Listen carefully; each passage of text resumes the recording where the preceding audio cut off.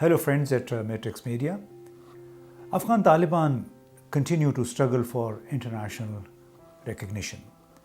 Their talks with the United States and other major donors at Oslo, the Norwegian capital, were also part of those efforts aimed at eliciting international support, both economic and political, to cope with the brewing economic, financial and humanitarian crisis in Afghanistan.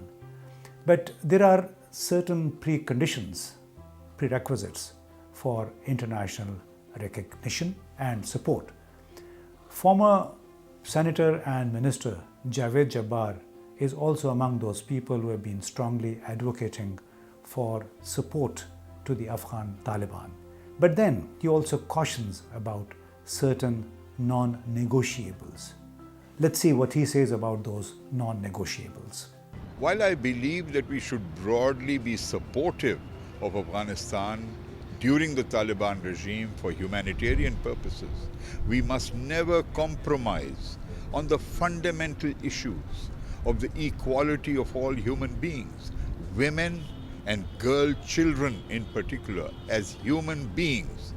There is no possibility of Pakistan reversing its historic commitment to this principle.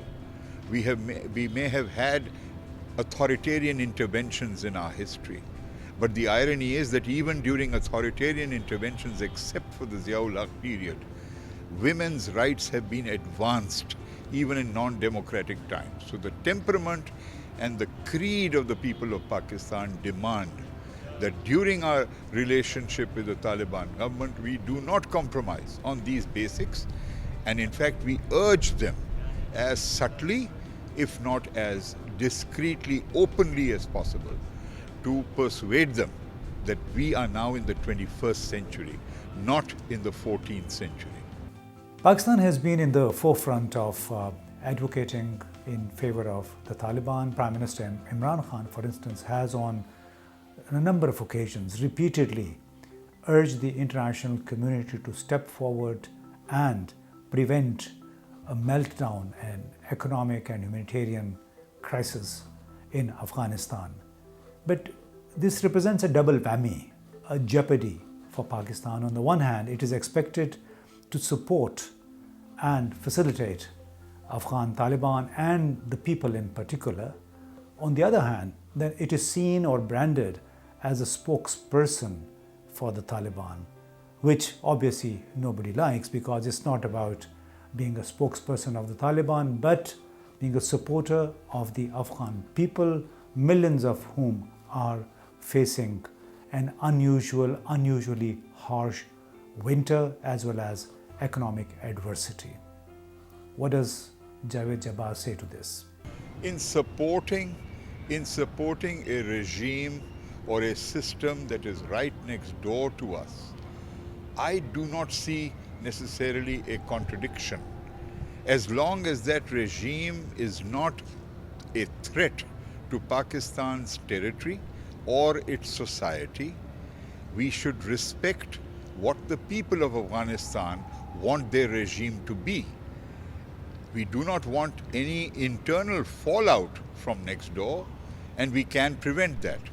But if there is a contrast between the fact of what Pakistani society is and what the state policies are, and the contrasting direction of the Taliban, that is an unavoidable reality that all states, not just Pakistan, need to accept and respect as the sovereign right of each independent state.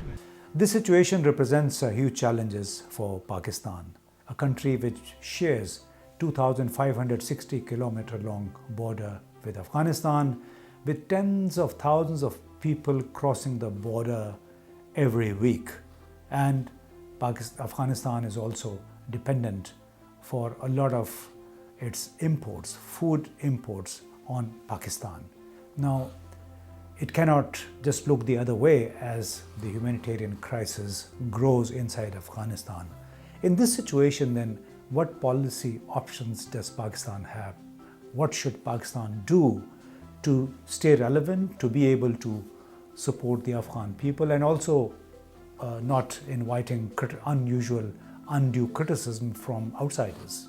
The policy options of Pakistan after August 2021, in my humble view, are firstly, that Pakistan must ensure on an internal basis that any adverse social, cultural fallout from the rule of the Taliban does not affect and adversely change the cosmopolitan, modernist, balanced, pluralist nature of Pakistani society. That is very important. So that's the first policy option. The second is to continue, if not to enhance, our robust support to mobilize financial aid for Afghanistan, the people at this crucial time, and to tap the relatively untapped resources of the oil-rich Arab countries, which have adequate funds to ensure that starvation, deprivation, malnutrition